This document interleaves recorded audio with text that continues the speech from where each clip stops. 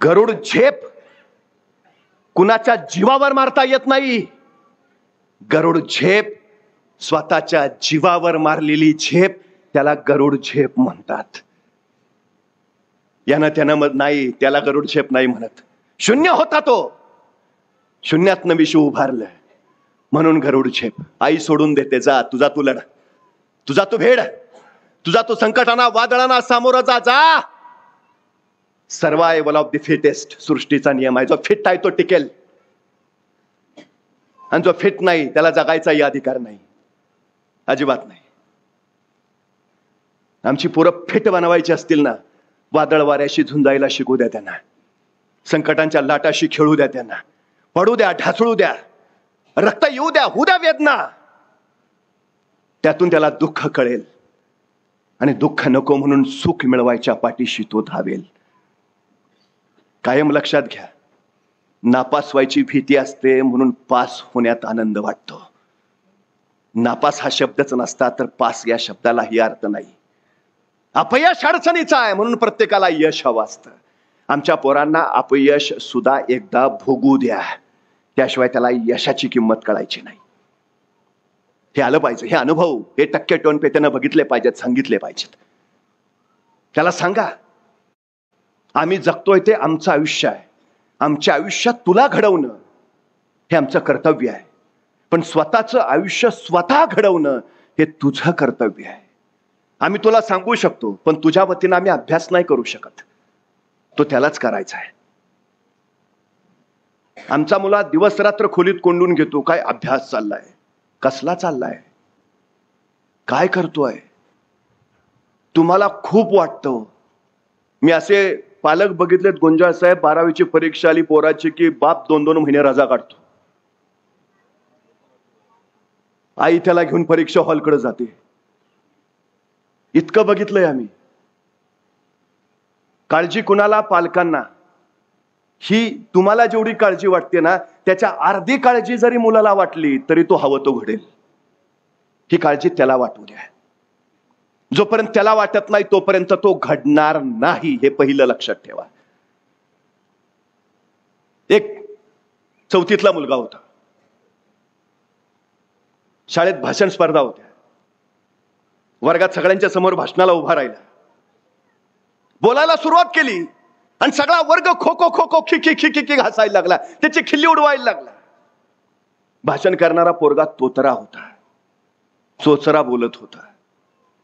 त्याचे ते चोचरे तोतरे बोल ऐकले आणि सगळे वर्गातले पोरं खळून हसायला लागली.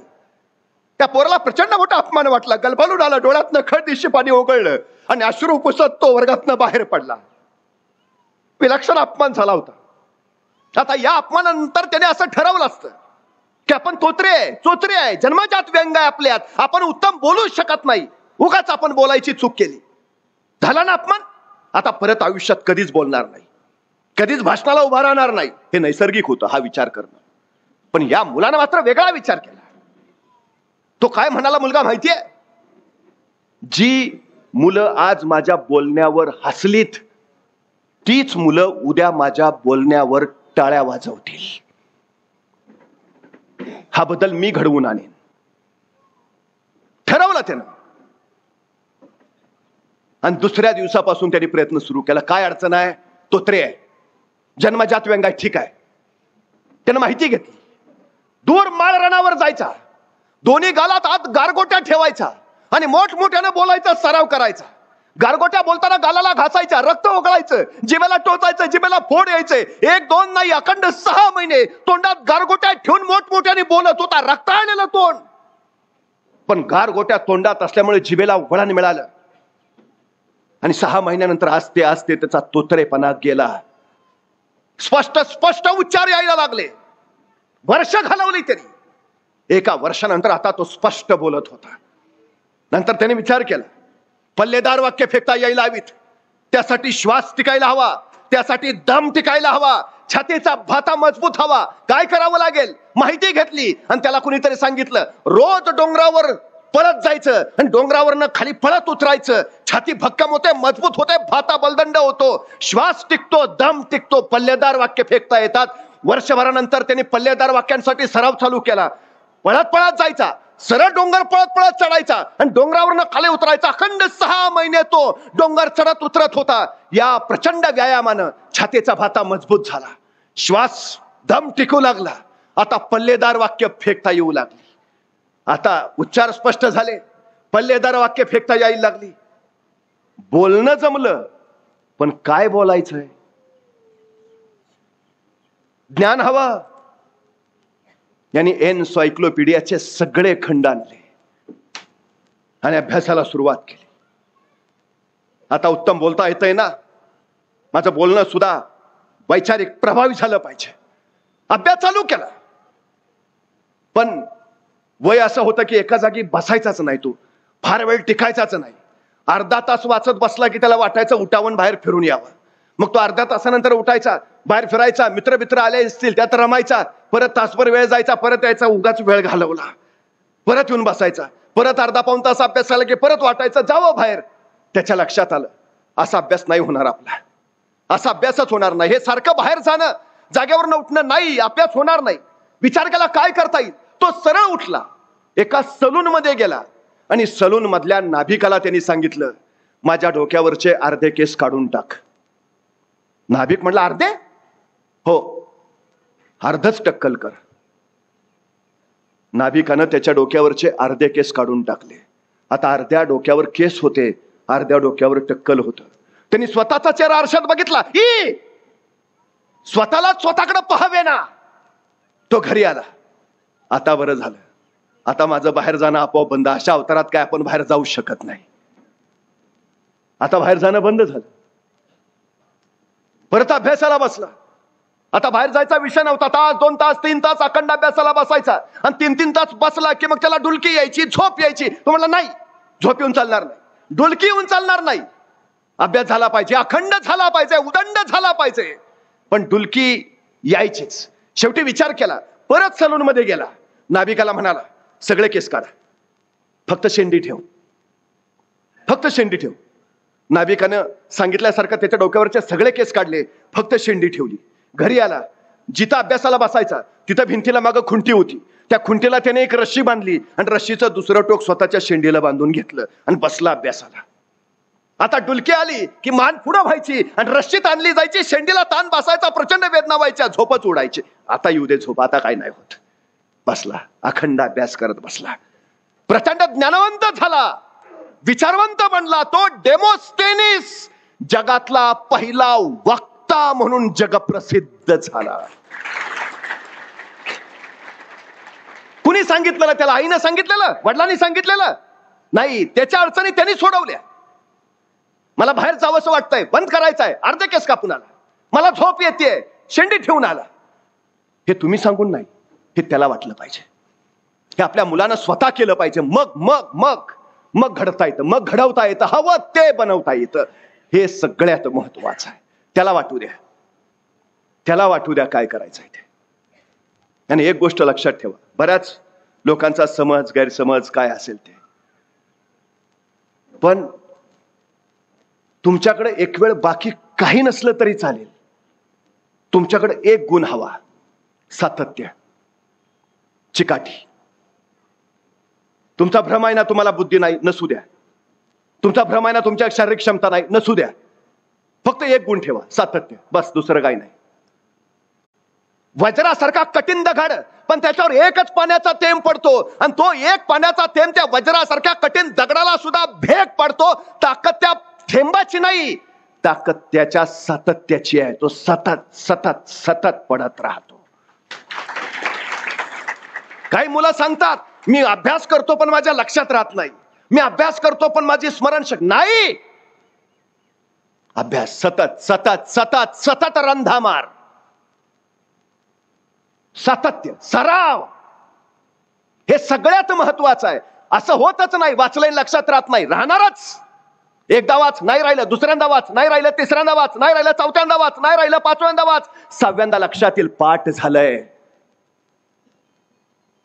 सातत्य ही सगळ्यात महत्वाची गोष्ट आहे. जगातली सगळ्यात लांब नदी अमेझॉन, उगमाजवळ फक्त एक थेंब पडतो तिचा, दर 7 सेकंदांनी. दर 7 सेकंदांनी एक थेंब. हजारो वर्ष झाली त्या अमेझॉन नदीच्या उगमाचं 7 सेकंदानंतर एका थेंबाचं सातत्य चुकलं नाही. त्या एका थेंबातनं अमेझॉनची जगातली सगळ्यात लांब नदी तयार झाली. सगळ्यात महत्वाची गोष्ट आहे ती. सातत्य खूप मोठं काम करतं. रोज 1 तास करा, काही अडचण नाही. परीक्षेच्या वेळेला तुम्हाला अभ्यास करायची गरजही पडणार नाही, पण रोज 1 तास सातत्य, सराव हे अत्यंत महत्वाचं आहे, सगळ्यात महत्वाचं. एक गोष्ट कायम लक्षात ठेवा, एकदा ध्येय ठरलंय ना, मग तुम्ही हत्ती आहात, सिंह आहात का मुंगी आहात, फरक पडत नाही. तुम्ही किती सातत्यानं कष्ट करता याच्यावर तुमचं यश ठरतं. तुम्ही मुंगी, हत्ती, काही नाही उपयोग. मुंगी बघितली कधी?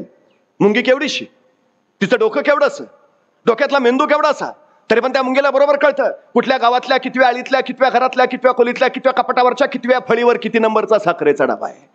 सांगावं लागत नाही, रस्ता दाखवावं लागत नाही. मुंगी कणभरच असते, पण मनभर साखर फस्त करते. मग कणभर मुंगीला जर आपलं ध्येय गाठणं जमत असेल तर आपल्याला काय अडचण आहे? केवढा मेंदू दिलाय आपल्याला. एका तत्वज्ञाला कोणतरी विचारलं, हे जग कधी संपेल? तो तत्वज्ञ म्हणाला, ज्या दिवशी एखादी मुंगी निवांत आराम करताना एकाच जागी बसलेली तुम्हाला दिसेल, त्या दिवशी समजून जा जगाचा अंत जवळ आलाय. मला आराम करत असणारी बसलेली मुंगी फक्त दाखवा, चुकून दिसणार नाही. शिस्त तिच्याकडनं शिकावी. डोळे नाहीत हो, आंधळे असतात मुंग्या, मुंग्यांना डोळे नाहीत, दृष्टीही नाही ती, पण रांग चुकत नाही तिची. आणि आम्ही सांगतो चष्मा घाला म्हणले डॉक्टर, त्याशिवाय दिसणारच नाही. नाहीतर झाला असता महिन्यापूर्वीचा अभ्यास. चष्मा नव्हता म्हणून थांबलंय.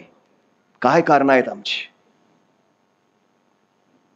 नाही, दीपक सर शिकवतात उत्तम, पण पप्पांना म्हणलंय मी गाडी दिली तर जातो. उपयोग काय? मुंगी कारण सांगते मला डोळे नाहीत, रांग कशी धरू? नाही हो. अखंड काम करत असते. 4 महिन्याच्या पावसाळ्याची बेगमी करायला मुंगी 8 महिने अविरत काम करत असते, अविरत. मग पोरं म्हणतात एवढं काम करायचं वय, मरायचंय का? माणूस कामानं कधीच मरत नाही. माणूस कामाच्या ताणानं मरतो. ताण कधी येतो? काम साठलं की. काम कधी साठतं? काम रेंगाळत ठेवलं की. काम कधी रेंगाळतं? वेळेत नाही केलं की. वेळेत कधी नाही करत? गांभीर्य नसलं की. गांभीर्य कधी नसतं? काय करायचं ते ठरलंच नसलं की. कधी ठरत नाही. स्वतःवर विश्वास नसला की. विश्वास कधी नसतो? स्वतःच्या क्षमता माहिती नसल्या की. स्वतःच्या क्षमता कधी माहिती नसतात? स्वतःची ओळख नसली की. उपयोग काय? ज्याला स्वतःची ओळख नाही तो स्वतःची ओळख कशी निर्माण करणार, हा सगळ्यात महत्वाचा विषय आहे. तुम्हाला माहिती आहे, कामानं जर माणसं मरत असती तर मुंग्या सकाळी जन्माला येऊन दुपारी मरायला पाहिजेत. अखंड काम करतात. मुंग्या किती जगतात माहितीये? मुंग्यांचं आयुष्य किती वर्षाचं असतं? काही मुंग्यांच्या प्रजाती 30 वर्ष जगतात. 30 वर्ष. एक गोष्ट लक्षात ठेवा, जी माणसं सतत कामात असतात ती दीर्घायुषी असतात, आणि जी माणसं आराम करत निवांत जगतात ती अल्पायुच ठरतात. हे सगळ्यात लक्षात घ्या. तुमचं हृदय अविरत काम करत असतं. ते कधीतरी थांबलंय का सांगा? मग त्याला काय अडचण नाही, तुम्हाला काय आहे? ते थांबलं की आपलं सगळंच थांबतंय. आपण झोपलो तरी ते चालूच आहे ना. अडचण काय आहे? आमच्या पोरांना सांगा, कर, अखंड काम कर, प्रचंड काम कर, उदंड काम कर. जर काय व्हायचंय तर त्याला पक्क सांगा. कितवीत आहेस? 10वीत? 11वी 12वी 2 वर्ष गाढवासारखा अभ्यास कर, म्हणजे तुला आयुष्यभर राजासारखं जगता येईल. आणि ही 2 वर्ष 11वी 12वी तू जर राजासारखी जगलास तर आयुष्यभर गाढवासारखं काम करावं लागेल. काय करायचं आहे? आत्ता 2 वर्ष काम करायचंय, आयुष्यभर राजासारखं जगायचं आहे, का आत्ता 2 वर्ष राजासारखं जगायचं आणि आयुष्यभर काम करायचं आहे? तू ठरव. सांगा त्याला. हवं ते घडवता येत, हवं तसं घडवता येत. आमच्या पोराच्या डोक्यात हे भिनवा, पहिलं भिनवा. आणि मी पुन्हा एकदा सांगतो, आपण सगळे पालक आहात म्हणून सांगतो, आई ही मुलाची पहिली शाळा असते आणि शाळा ही मुलाची दुसरी आई असते. ह्या 2 आईंच्या कुशीतच मूल घडत असतं. आमची अडचण काय झाली मगाशी दीपकजी मला म्हणत होते, हल्ली पोरं प्रश्नच विचारत नाहीत. प्रश्न विचारायला त्याने अभ्यास तर केला पाहिजे. काय काय पोरं अभ्यास करतात तर त्यांना प्रश्नच पडत नाहीत. इतके ते विद्वान असतात. सब सॉल्व आता है. तुम्हाला एक माहिती आहे आमची अडचण काय झाली? दोष पोरांचा नाही सर. 150 वर्ष इंग्रजांनी इथं राज्य केलं. इंग्रजांना इथं मालक म्हणून राहायचं होतं आणि आम्हाला गुलाम बनवायचं होतं. म्हणून मॅकॅलॉने जी शिक्षण पद्धती बनवली तीच मुळात गुलाम बनवणारी. आमच्या या शिक्षण पद्धतीत प्रश्न विचारण्याचा विषयच येत नाही. स्वतःच्या बुद्धीचा वापरच नाही. जिज्ञासा संपली आमची. जिज्ञासाच अस्तित्वात नाही आमच्यात. आमच्या सगळ्यात मोठ्या अडचणीचं कारण आहे. सगळ्यात म्हणजे मी फिजिक्स शिकवतो. मी काय शिकवतो फिजिक्स मध्ये? Newton's law, Einstein's formula, Edison's rule. मला प्रश्न पडतो होनराउज लॉ, पाटील्स फॉर्म्युला, गुंजाळ्स रूल असं का नाही हो? किती वर्ष तेच फिजिक्स शिकवतोय. मला प्रश्न पडतो आम्ही का नाही शिकवत पाटील्स लॉ, गुंजाळ्स फॉर्म्युला, होनराउज रूल का नाही? आम्हाला प्रश्नच पडत नाही कारण आमच्या जिज्ञासाच नाही. मग प्रश्न नाही म्हणल्यावर उत्तर शोधायचा विषय नाही म्हणजे संशोधनच नाही. कसले शोध लावणार आम्ही? मला कधी कधी बरं वाटतं, बरं झालं ते न्यूटनच सफरचंदाच्या झाडाखाली जाऊन बसला होता. ते मग त्याला प्रश्न तरी पडला सफरचंद खालीच का पडतंय आणि त्यातनं गुरुत्वाकर्षणाचा शोध तरी लागला. आपल्यातला एखादा बसला असता तर बघा ना, म्हणजे आपल्यातला एखादा सफरचंदाच्या झाडाखाली जाऊन बसला असता आणि सफरचंद खाली पडलं, काय प्रश्न पडेल त्याला? बरं झालं मी असतानाच पडलं. दुसरा प्रश्न, बरं झालं आणखी कुणी नाही ते, अकेले अकेले खाएंगे. आणि जर एखाद्याला प्रश्न पडलाच की सफरचंद खालीच का पडलं आणि त्यांनी विचारलं वडिलांना, बाबा सफरचंद खाली का पडलं? बाबा म्हणणार, खा ना मुकाट, का डोक्याला ताप देतो?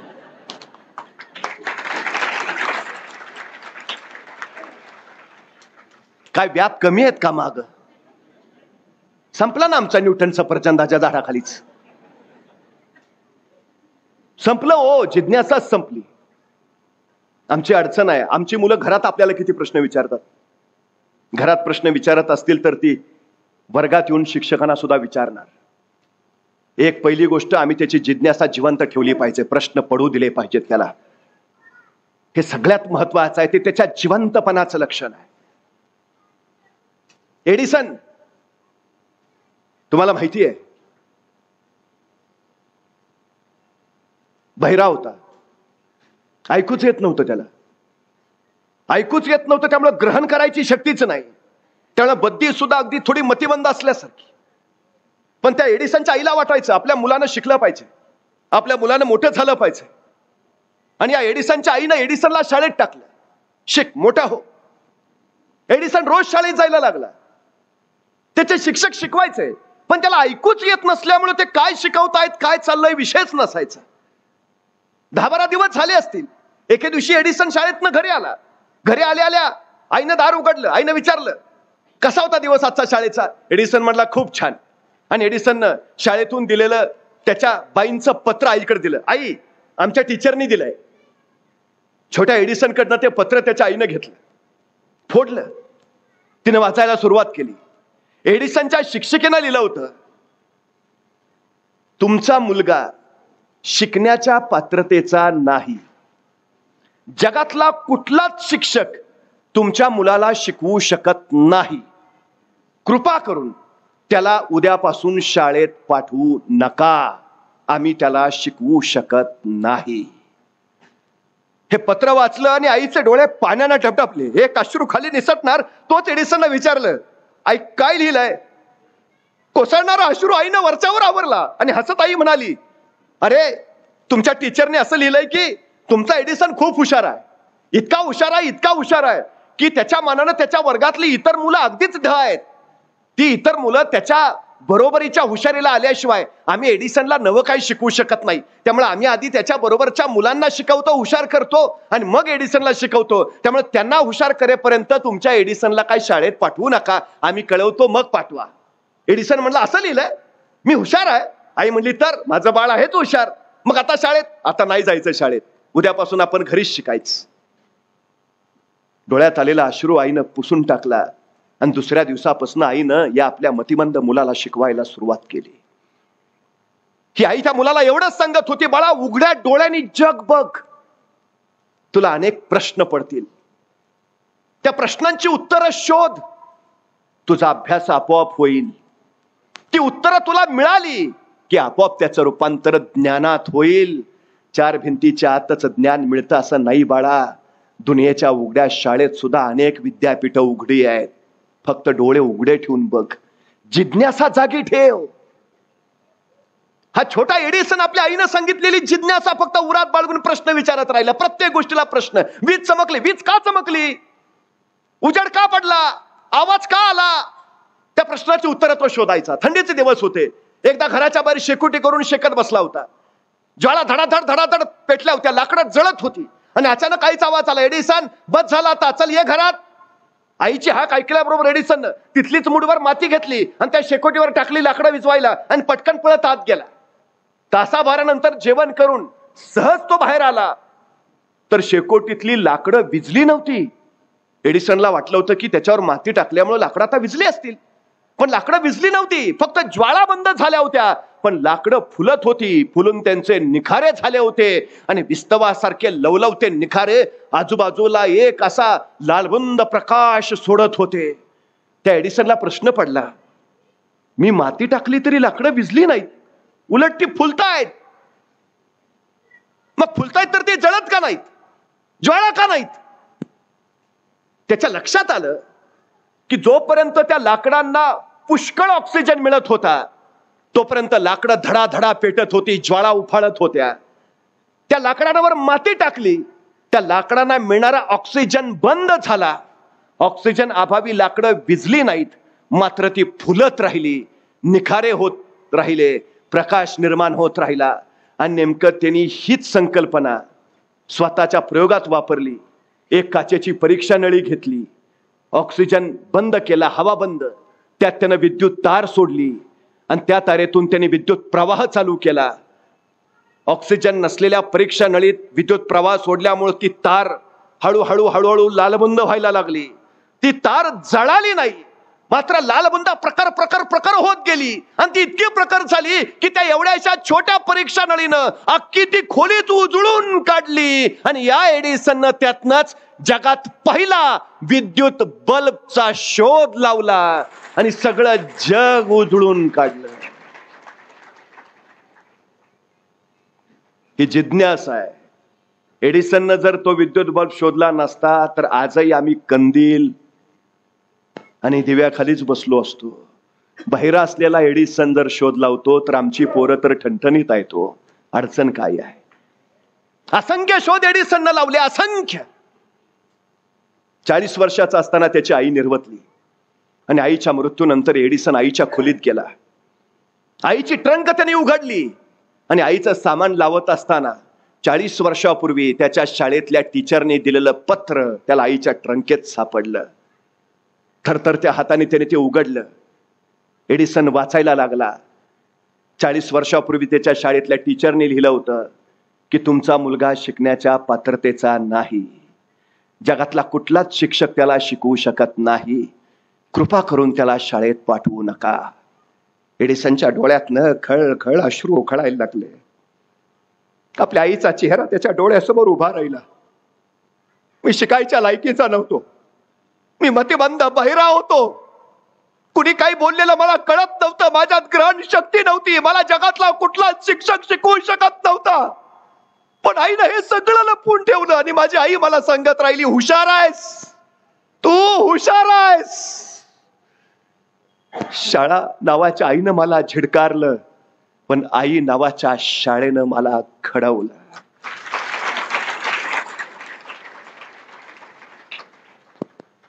वाईट आहेच, पण ज्ञानासाठी पुन्हा एकदा माऊली व्हा, आई व्हा आणि त्या आईपणातून आपल्या मुलांना घडवा. मुलं त्यातून यश घडवतील. आपल्या सगळ्यांना शुभेच्छा देतो.